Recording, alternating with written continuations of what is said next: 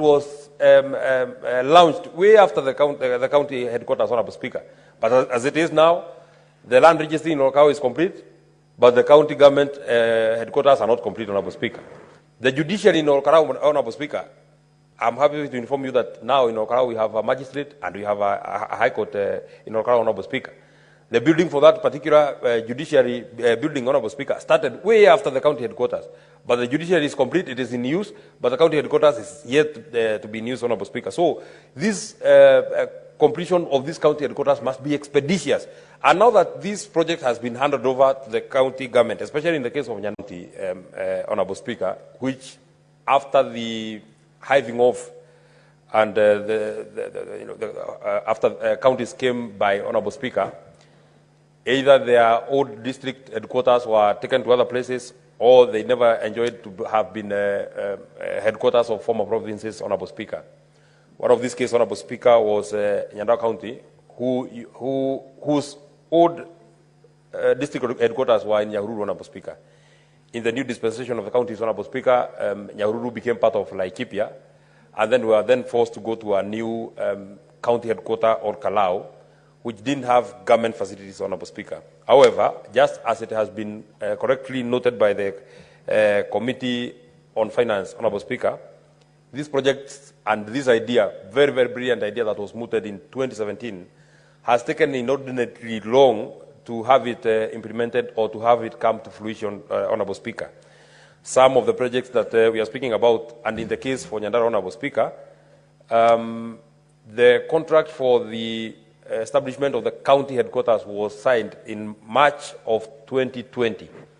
So close to 5 years later, Honorable Speaker, not really much has been able to be achieved because as it is in the project status right now, Honorable Speaker, the county headquarters has only been done up to about 55%, Honorable Speaker.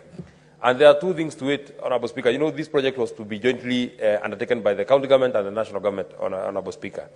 And since we were invited by the committee twice, my own governor, myself, and the other governors from the other counties and the other senators from the other counties, Honorable Speaker, Tharaka-Nithi, Lamu, Isiolo, and Tana River, there are two things that came out very clearly, and I think it is in the recommendation of the committee. And I think it is fair that I also report, to the best of my knowledge, especially for the case of Nyandarua, in terms of the overall responsibilities of project management, including supervision, monitoring, and payment of contractors, Honorable Speaker, that is a secondary matter. But there was a request by the Council of Governors when they appeared before the committee. There was a request by the governors when they appeared before the committee, the governor for the Tharaka-Nithi and the other 5 governors, Honorable Speaker, that they requested that now this project is now transferred to the counties, Honorable Speaker, for two things.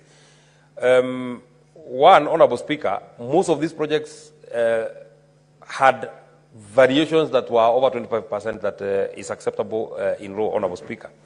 The initial cost of the county headquarters for Nyandarua was supposed to be 412 or 427 millions, Honorable Speaker. But after the first certificates were raised, the contractor had raised certificates of about 322 million. Then the new contract was entered into was for about 450 million, Honorable Speaker. So the contract sum went to up to almost twice the amount that was initially supposed to do with this county headquarters, Honorable Speaker.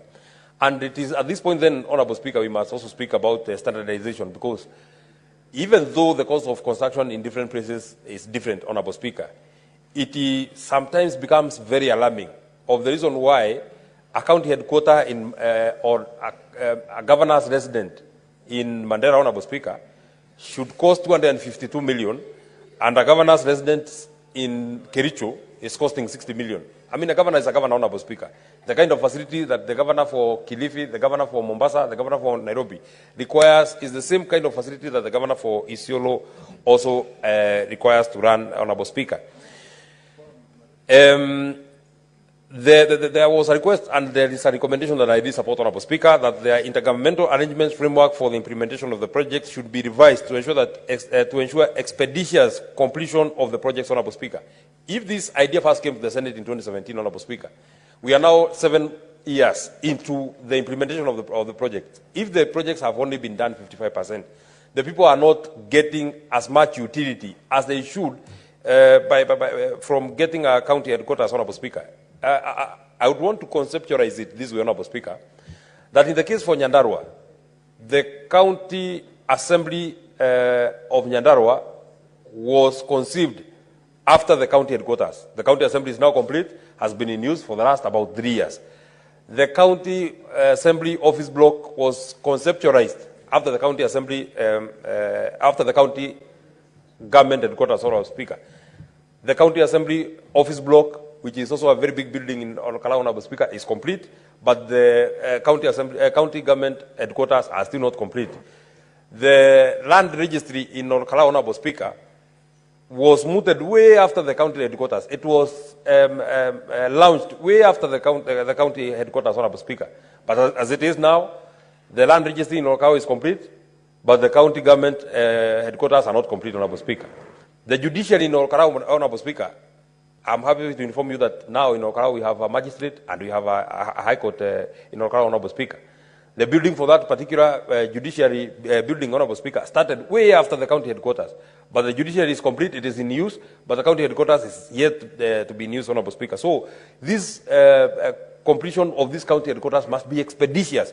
And now that this project has been handed over to the county government, especially in the case of Nyandarua, because I saw the governor with the PS for Treasury and the team from the Treasury, Honorable Speaker, midwifing the handover from the national government to the county government, I now want to wish that now this matter becomes now a matter of the past.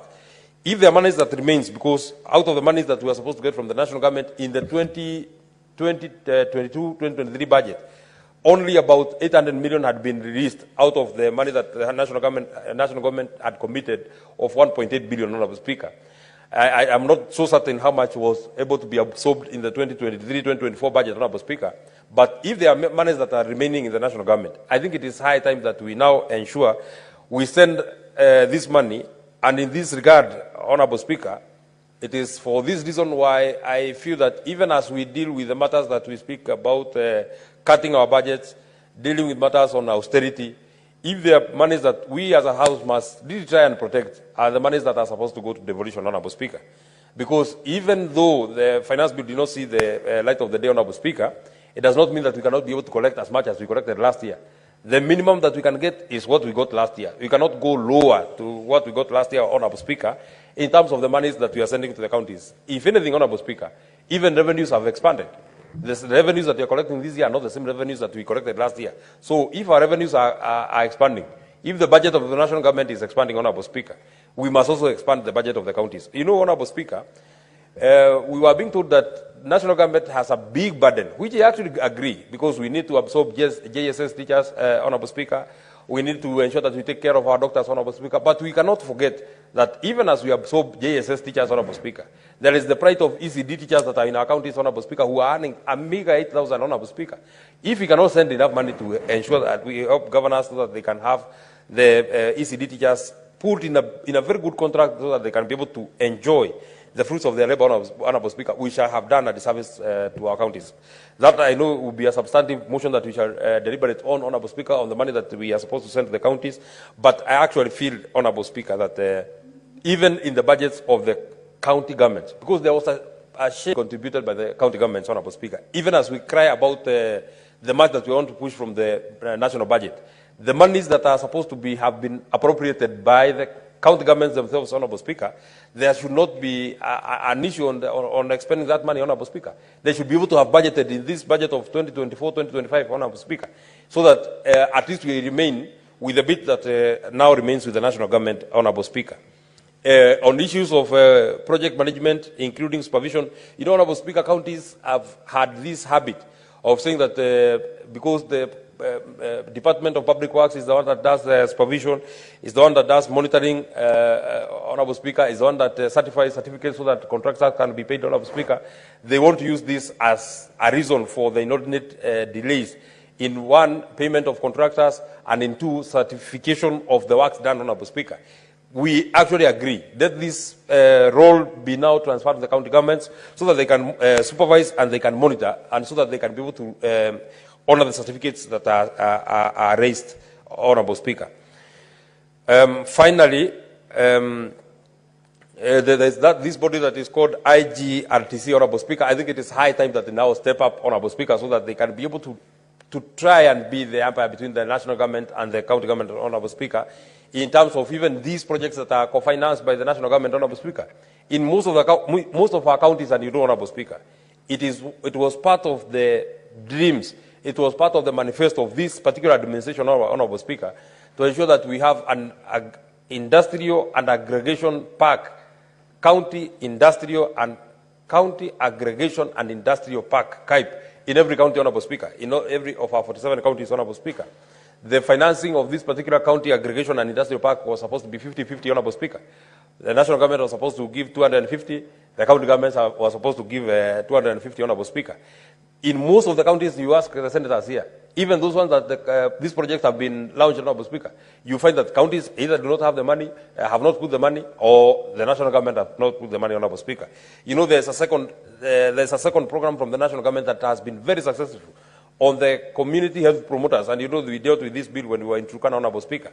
But you find in almost all our counties, as the senators were here who confirm, Honorable Speaker, that the only stipends that the county health promoters have been able to receive are the monies that come from the national government, because the county governments have not been able to put enough money, or they have not been able to match what has been brought by the national government. The county governments have not matched, Honorable Speaker. So I think it is high time that IGRTC, Honorable Speaker, and even the Council of Governors and all these bodies that are between the national government and the county governments, including this Senate, Honorable Speaker, we try and pronounce ourselves, because if the money is there in the national government for the community health promoters, why can't we then follow up to ensure that this money that is coming from the national government, there is the matching money that is in the county governments, Honorable Speaker. I do not intend to say more than that, Honorable Speaker, but I actually feel if we are not able to complete these county headquarters in this financial year of 2024-2025, we shall have